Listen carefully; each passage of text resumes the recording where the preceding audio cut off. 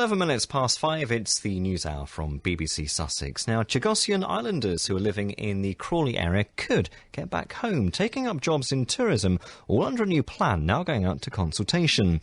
The Chagossians were forced to leave their homes in the central Indian Ocean by 1973 in order to make way for a US military airbase. Well, since then, some have campaigned for the right to return.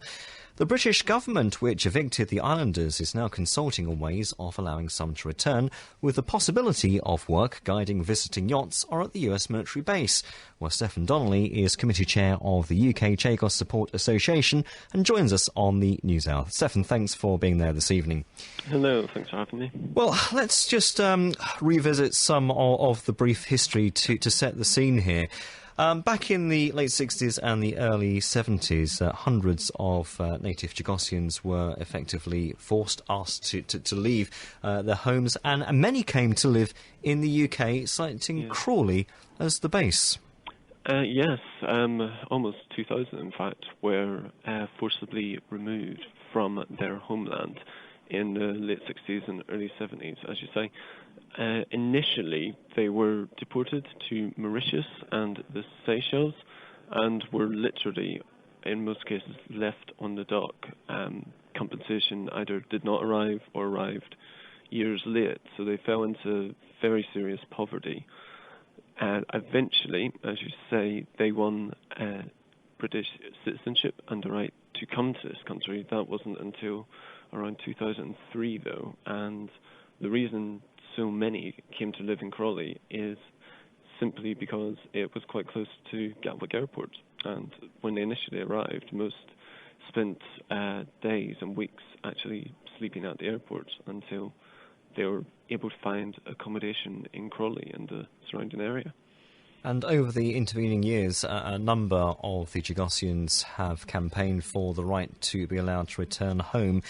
I think it's sort of fair enough to say those calls have largely gone unheard. But now it seems there is some real hope out there. How hopeful are you that the British government is now listening to your concerns? Well, I think hope is the right word. We really need more time to look at the detail of these plans and the different Chagossian groups across the UK, Seychelles and Mauritius need time to look at these proposals and discuss what they want to do, potential changes we would like to make. But you're right, the fact that the government is now directly engaging and seemingly taking seriously the concerns of people it has, as you say, ignored and directly opposed their human rights for many years, decades, is certainly a step in the right direction. A step in the right direction. This is a consultation document. A number of ideas are in this consultation document, including allowing temporary access to the Chagos Islands, but it appears that any permanent return isn't actually within the consultation.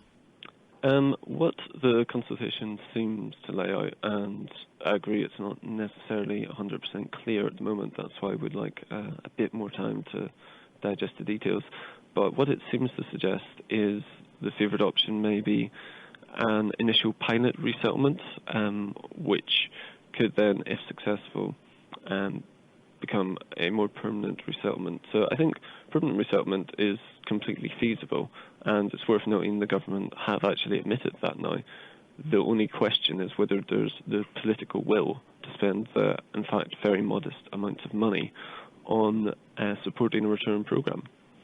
You've mentioned that you're hopeful. In terms of a timescale, what do you believe that you are looking at here?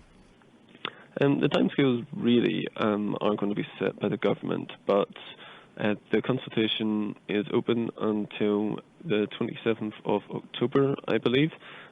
We would hope that aside from what is a fairly short and restrictive questionnaire, there will also be some active consultations, more open-ended consultations, perhaps in person, in Creole, with the Chagossian people during that time. As to when we'll get a decision, as I say, that's really up to the government. They had pledged one before the election. That didn't happen in the end, so we'll just have to wait and see. Stefan, thank you ever so much for sparing the time and joining us on the BBC Sussex News.